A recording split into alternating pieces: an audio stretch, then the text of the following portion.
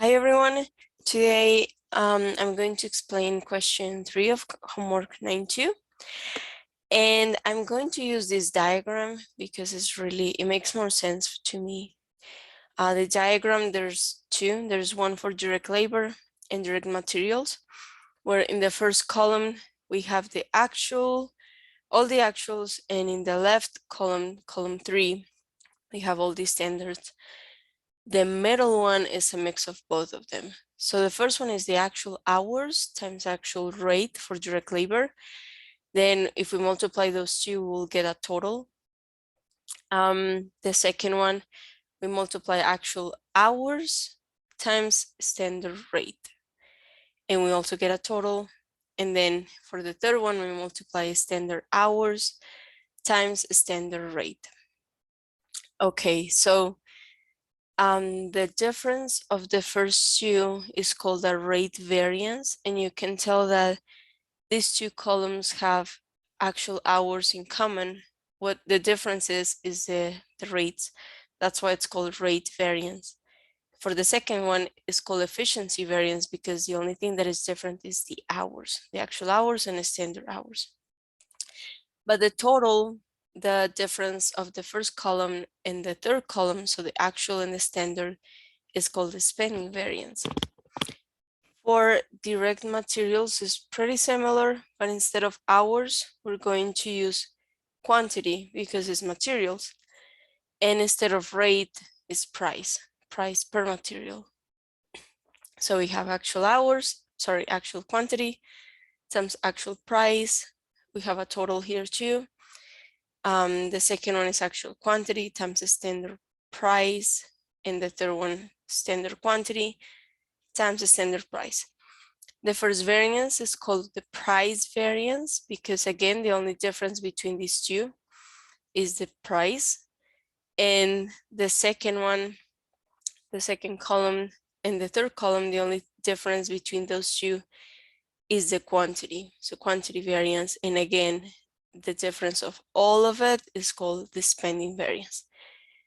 So instead of using Excel, you can use Excel for this question. I'm just going to create a diagram like this because I think it will make more sense and it's also easier for me. So first, I'm going to mark divide what the information for direct materials and direct labor. So we can use direct materials in red and direct labor we can use blue. So the Sharp company manufactures a product for which the following standards have been set. And then they give us there's 3 feet standard quantity or hours. So for direct materials is 3 feet, is $5 per foot. So the standard cost is $15. Okay, so all of this will go for the direct materials diagram. They don't give us any of this information for direct labor. Okay, during March, the company purchased direct materials at a cost of $42,660. So again, this is direct materials, all of which were used in the production of 2,250 units of product. Those units are in general, they're important for both diagrams, so we're gonna use them in both. In addition, 4,600 direct labor hours were worked on the product during the month. So that one is direct labor.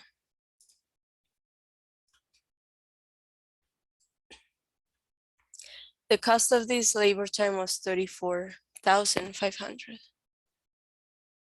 Direct labor again. And the following variances have been computed for the month. So there's materials quantity variance. Okay, so this is this is materials.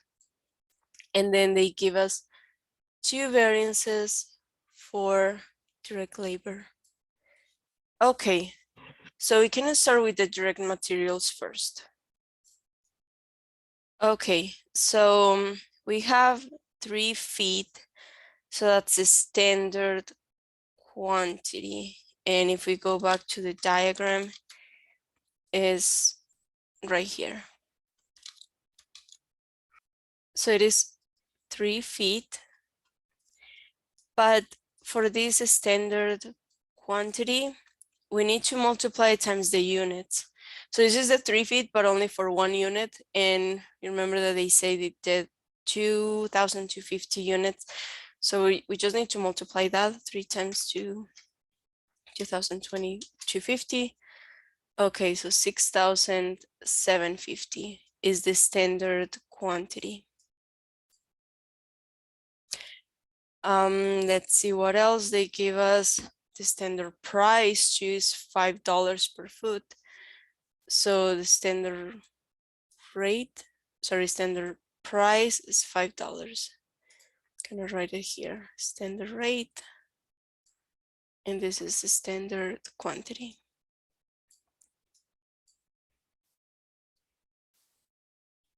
Okay, what else they give us? The 42,660 is the purchase of direct materials. So that was the actual total cost of the materials. And you remember that there are totals, so this one will go right here.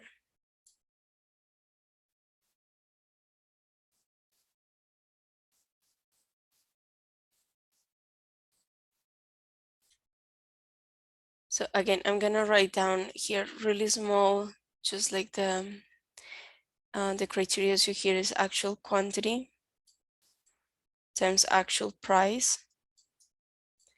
And here's actual quantity times standard price. And this is price, not rate. Okay.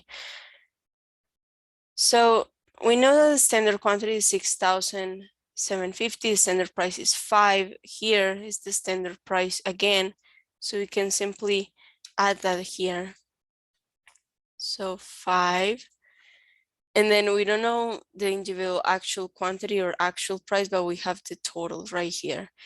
The last thing that we have for this direct materials diagram is the variance of 1,800 unfavorable.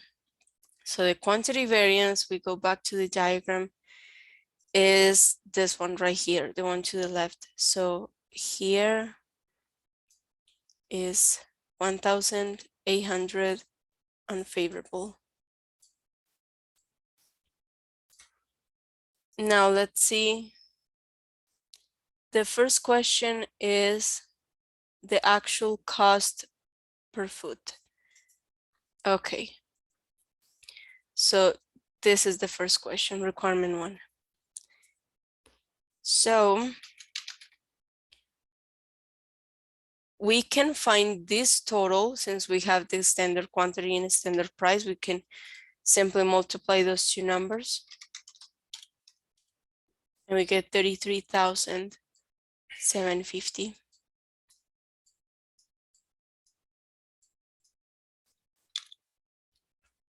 Now to find, let's see, because we need to find the actual price right here, but we don't know the actual quantity. We will have to find this total first based on this variance to find the actual quantity. So we will have this one here to find the actual price. So it's like a puzzle. It's really fun. So if we know that this variance was 1,800 unfavorable and the standard quantity times the standard price was 33,750, that means that the quantity was more than the standard quantity. The actual quantity was more than the standard quantity. So we can add this. So 33,750 plus the 1,800, because this number, this total right here needs to be bigger than the 33,750. So the total is 35,550. Okay, now that we have this total, we know that this number, actual quantity, times 5 equals 30,550. So what we simply have to do is we divide 35,550 divided by 5, 7,110.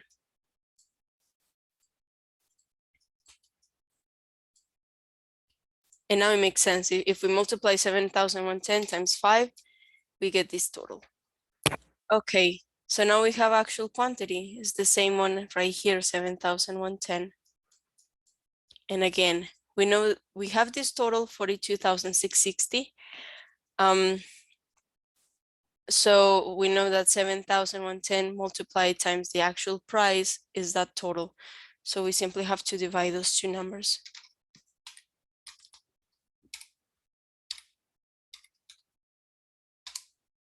And that gives us 6.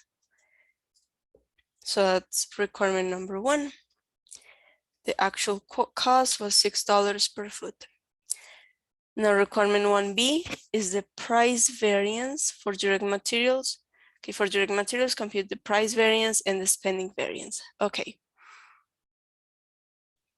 So they need, for requirement 2, they need this price variance and the spending variance. Okay, this one is gonna be easier because we know that the price variance is the difference of these two totals. So we just simply subtract them.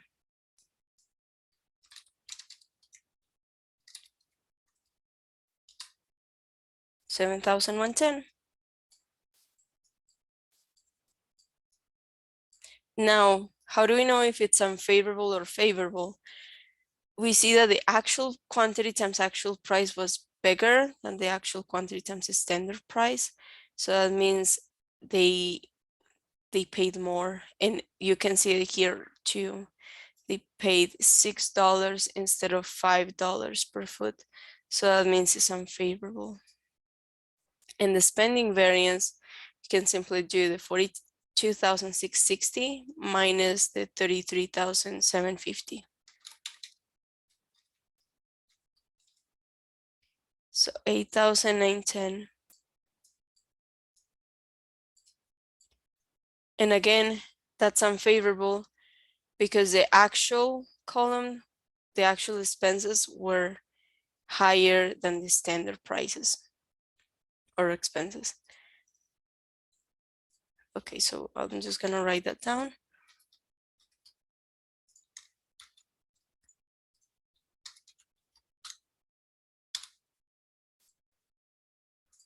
Okay, let's do requirement 2 now. This one is for direct labor. So they're asking us for the standard direct labor rate. This one right here. Sorry, this one. The standard hours allowed for the month of production. This one. And the standard hours allowed per unit of product. So it's this one too. But instead of for the whole month, it's going to be like the hours per 1 unit. So let's see what we have. We're looking at the blue numbers.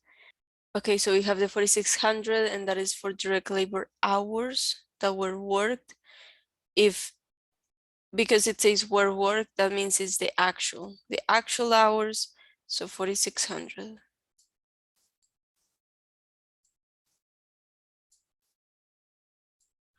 Okay, we also have the 34,500, and that was the cost of this labor time. So this total actual 34,500.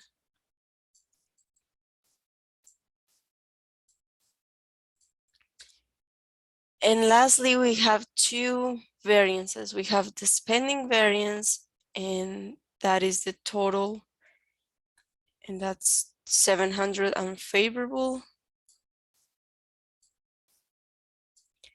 And we have deficiency variance. Oh, okay, sorry. This one is not 700. This one is 3,000 unfavorable. And then deficiency variance is this one because we're looking at the difference of the hours. This deficiency variance is 700 unfavorable too.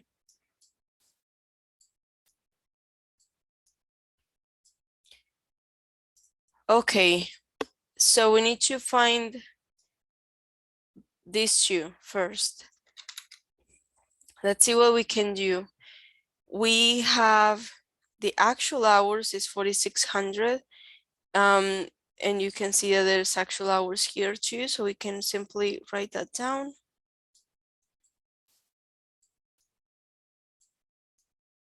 We don't really have to do this, but we can do it and find the actual rate right here by dividing the 34,500 .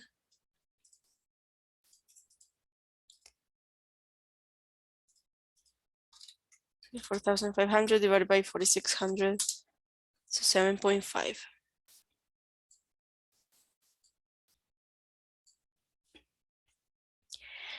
Okay, now because we have the efficiency variance, we can find this total right here. Okay, no, first we need to find the total of the standard, and we can find it by using this spending variance and this total of actual.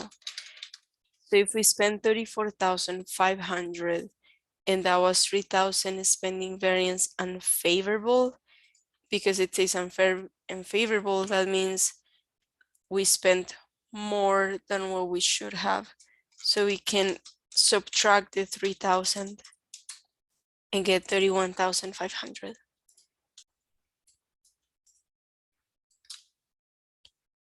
Okay, now we can find the total of the second column because we know that the efficiency variance was 700 unfavorable. So we can add 700 to the 31,500, 32,200. And the reason why I know that we added is because if it's unfavorable, that means the actual hours were more than the standard hours. So this column should be higher than the column of the standard.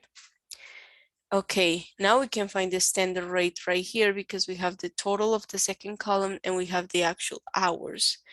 So we can divide those two, 32,200 divided by 4,600. That gives us 7. So now we have the first question, $7 per hour. Now we can find the standard hours for the month, which is the 31,500 divided by 7.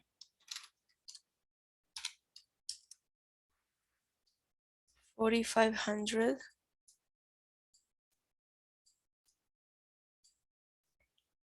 Okay, and this is for the month. We also need to find the one per unit. And the way that we can do this is dividing the 4,500 by the 2,250 actual units. And that's 2. So 2 per unit. So it takes 2 hours to make 1 unit. Okay, so now we have all the numbers. So the standard rate is $7. Standard hours for the month is 4,500 and per unit is $2. Sorry, 2 hours. Okay, let's check my work and everything is good. Thank goodness. Okay, and yeah, let me know if you guys have any questions.